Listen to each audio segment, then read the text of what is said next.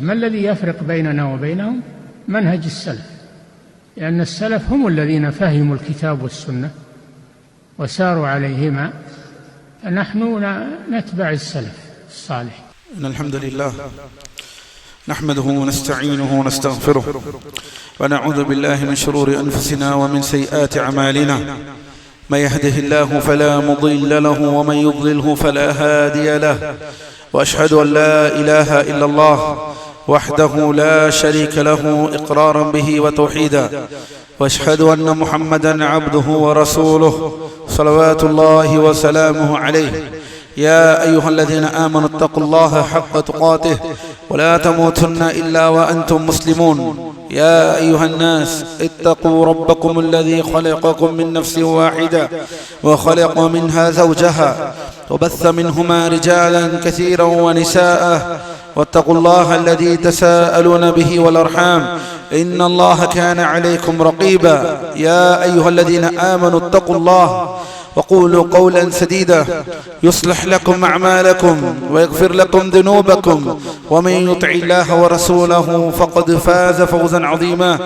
أما بعد، فإن أصدق الحديث كتاب الله، وخير الحديث حديث محمد صلى الله عليه وسلم، وشر الأمور محدثاتها، وكل محدثة بدعة، وكل بدعة ضلالة، وكل ضلالة في النار.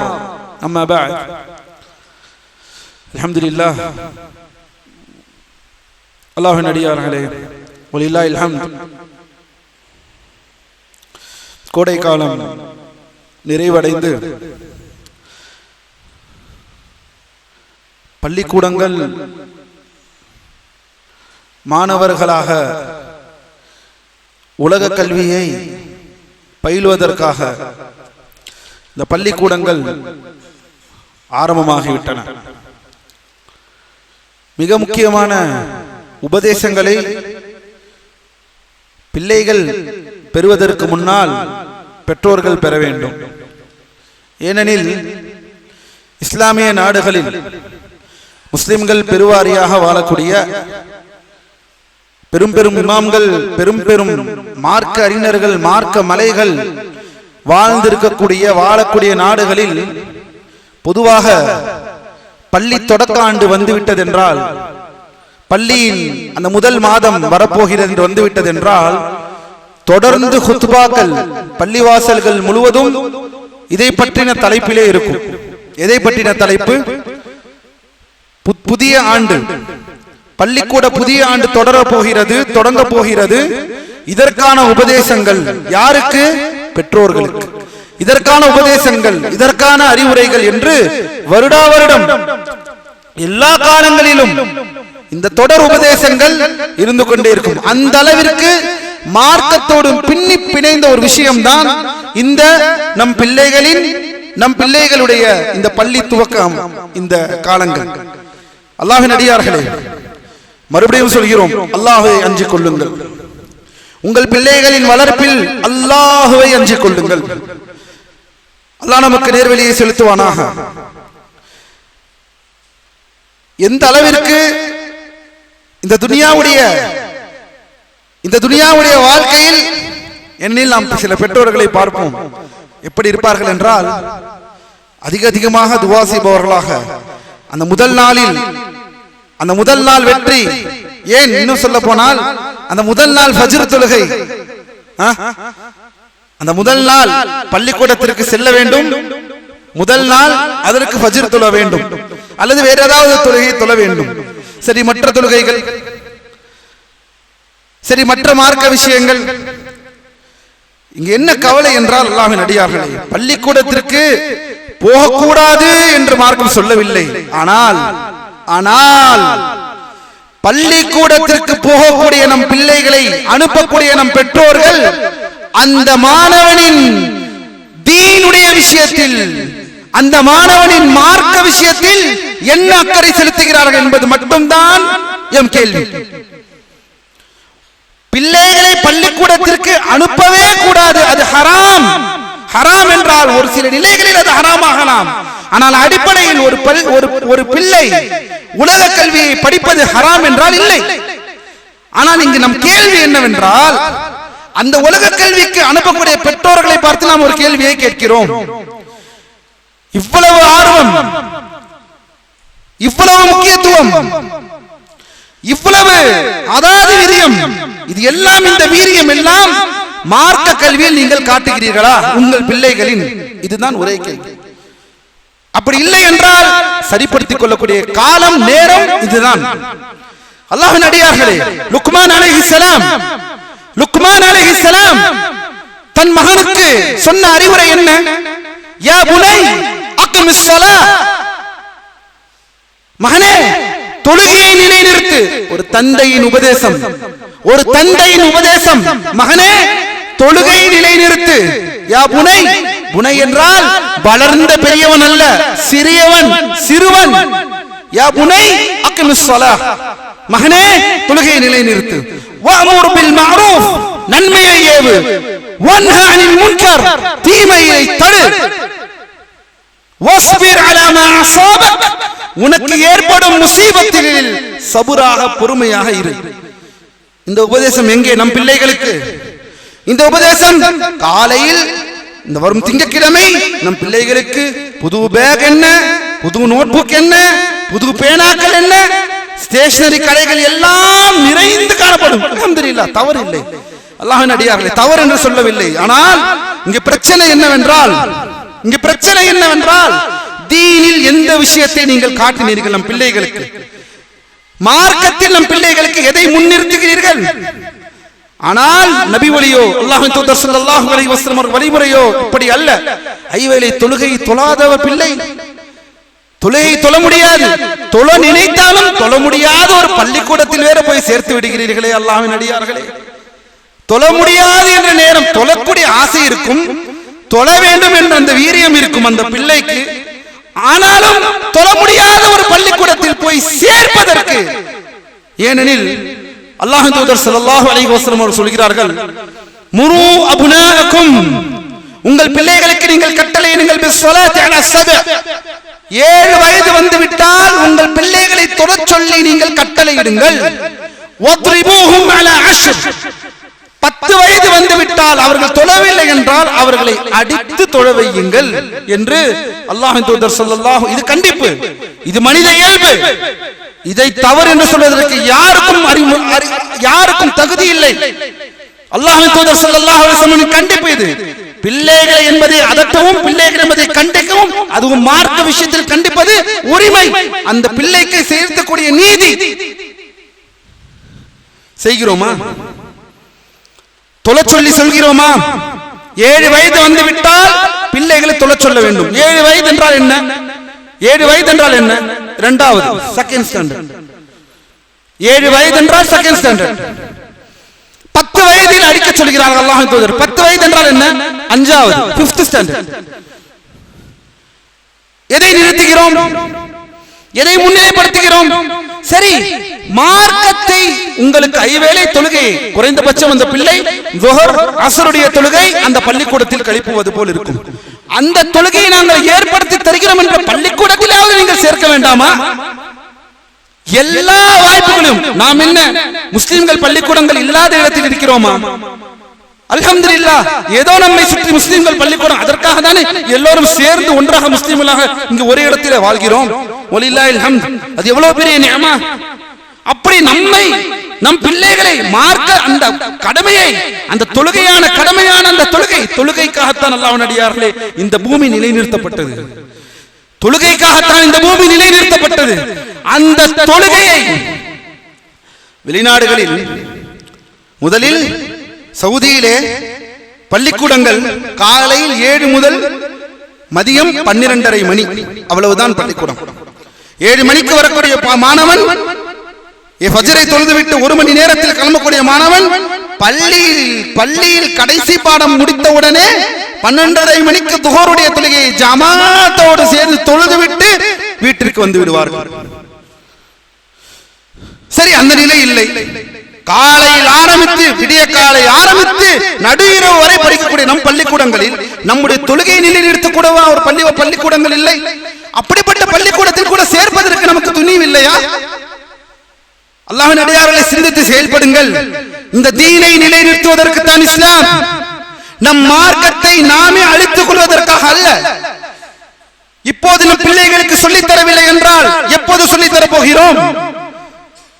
எப்போது நம் பிள்ளைகளுக்கு நல்ல ஒழுக்கங்களை சொல்லித் தரப் போகிறோம்? எப்போது நம் பிள்ளைகளுக்கு நல்ல மாண்புகளை சொல்லித் தரப் போகிறோம்? அல்லாஹ் நம்மை நேர்வழியை செலுத்துவானாக. ஒவ்வொரு பெற்றோர்களுக்கும் ஒரு எச்சரிக்கை. பள்ளிக்கூடத்தில் என் பிள்ளை சிறந்திருக்க வேண்டும். மார்க்க கல்வியில் அவன் என்ன ஆனாலும் சரி. இன்னும் சில பேர் அல்லாஹ் நம்மை பாதுகாப்பானாக. என்ன தொழுகை எல்லாம் சம்மரி. எப்படி? எந்த தொழுகை சம்மரி? அதாவது வருடத்தில் 10 மாதம் 11 மாதம் பள்ளிக்கூடத்தில் படிக்கக்கூடிய ஒரு பிள்ளையை அல்லாஹ்வின் நினைவில் இருந்து முழுவதுமாக அப்புறப்படுத்தக்கூடிய ஒரு பிள்ளையை வளர்ப்பது நீங்கள். அல்லாஹ்விற்கு நாளை இதை பதில் சொல்லியாக வேண்டும். ஒரு பெற்றோர்களாக நாளை அல்லாஹ்விடம் பதில் சொல்லியாக வேண்டும். குல்லுக்கும் ராயின் வ குல்லுக்கும் மஸ்ஊலுன் ரஅய்யத்திஹி. காரணம் தேடாதீர்கள் அல்லாஹ்வின் அடியார்களே, காரணம் தேடாதீர்கள், காரணத்தை தேடாதீர்கள். என் பள்ளியில் சரி, பள்ளிக்கூடம் வைத்திருப்பவர்களுக்கு அன்பான வேண்டுகோள். நம் முஸ்லீம் பள்ளிக்கூடத்தை வைத்திருப்பவர்கள், முஸ்லீம் பள்ளிக்கூட உரிமையாளர்கள், அல்லாஹ்வை அஞ்சிக் கொள்ளுங்கள், அல்லாஹ்வை அஞ்சிக் கொள்ளுங்கள். வல்லாஹி அல்லாஹ்வை அஞ்சிக் கொள்ளுங்கள். மக்கள் உங்களை பார்த்து வருவது மார்க்கத்தின் பெயரில், இஸ்லாத்தின் பெயரில் ஒரு பள்ளிக்கூடத்தை நடத்துகிறீர்கள். அந்த உரிமையாளருக்கு என்ன எண்ணம் இருக்க வேண்டும்? துனியா விஷயம் தருவது மட்டுமல்ல எங்கள் நோக்கம், அந்த துனியாவோடு மார்க்கத்தை கற்றுத் தருவோம் என்றுதானே சொல்கிறீர்கள். அப்படி சொல்லக்கூடிய நீங்கள், அப்படி பேசக்கூடிய நீங்கள், ஒரு முஸ்லிமின் அடிப்படை கடமை அத்தொழுகை, அந்த தொழுகையை நிலைநிறுத்துவதற்கு என்ன முயற்சி நீங்கள் எடுத்திருக்கிறீர்கள்? எடுத்திருந்தால் வலில்லாஹில் ஹம்து, சந்தோஷம், மனப்பூர்வமாக வாழ்த்துகிறோம், மனப்பூர்வமாக துஆ செய்கிறோம். ஆனால் அதற்கு நீங்களே வழிவகுக்கவில்லை என்றால், அல்லாஹ்வின் அடியார்களே, பள்ளிக்கூட உரிமையாளர்களே, பள்ளிக்கூட நிர்வாகிகளே, அதற்கு நீங்களே வழிவகுக்கவில்லை என்றால் எங்கே செல்வார்கள் மக்கள்? எங்கே தர்பியத்து நடக்கணும் பிள்ளைகளுக்கு? தொழுகை விட்ட சமுதாயமாக ஆகிவிட்டோமே. ஐவேளை தொழுகை விட்ட சமுதாயமாக ஆகிவிட்டோம். நல்லது கெட்டது தெரிவதில்லை. நன்றாக வீட்டில் இருந்தான், பள்ளிக்கூடத்திற்கு சென்றால் அங்கு 50 ஊர்களும் 50 தெருவுகளும் அதில் இருக்கக்கூடிய அசிங்கமான வார்த்தைகளும் எல்லாவற்றையும் கற்றுக்கொண்டு அழகான பதுக்கப்பட்ட பாதுகாக்கப்பட்ட பிள்ளையாக இருந்தவன் எல்லாரிடமும் சேர்ந்து தப்பான பழக்க வழக்கங்கள், தப்பான பேச்சுகள் என்பதை அனைத்தையும் வாங்கிவிட்டு திரும்பி நம் வீட்டுக்கு செல்கிறானே. இதை விட ஒரு கொடுமை என்னவாக இருக்க முடியும்? ஒரு தந்தை கவலைப்பட வேண்டும். நம்முடன் இருக்கும் பொழுது நன்றாக இருந்தானே, பள்ளிக்கூடத்திற்கு சென்றவுடன் அவன் பேச்செல்லாம் மாறிவிட்டதே, ஒரு மாதிரியாக நடந்து கொள்கிறானே, எந்நேரமும் அனுதினமும் போனிலே இருக்கிறானே. இந்த கேள்வி எல்லாம் கேட்பது எப்போது?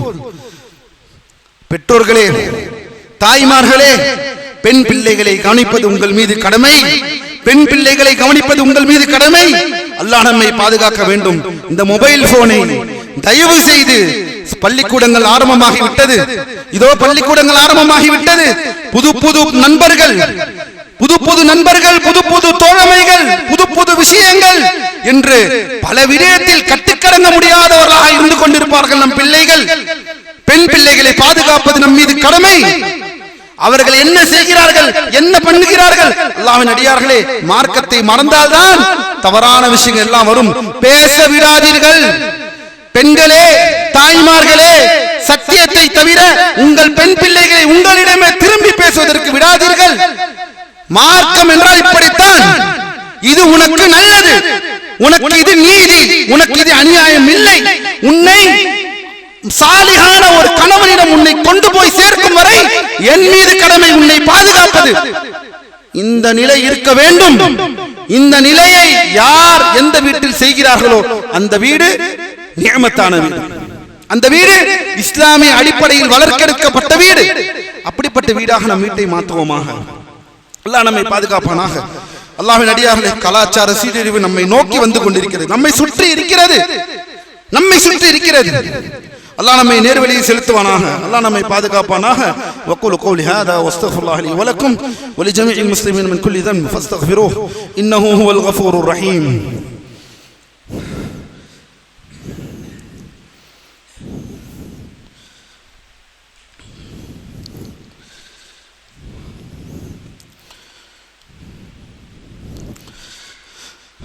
الحمد لله على إحسانه والشكر له على توفيقه وامتنانه واشهد ان لا اله الا الله وحده لا شريك له إقرار بالله وتوحيده وأشهد أن محمدا عبده ورسوله صلوات الله وسلامه عليه.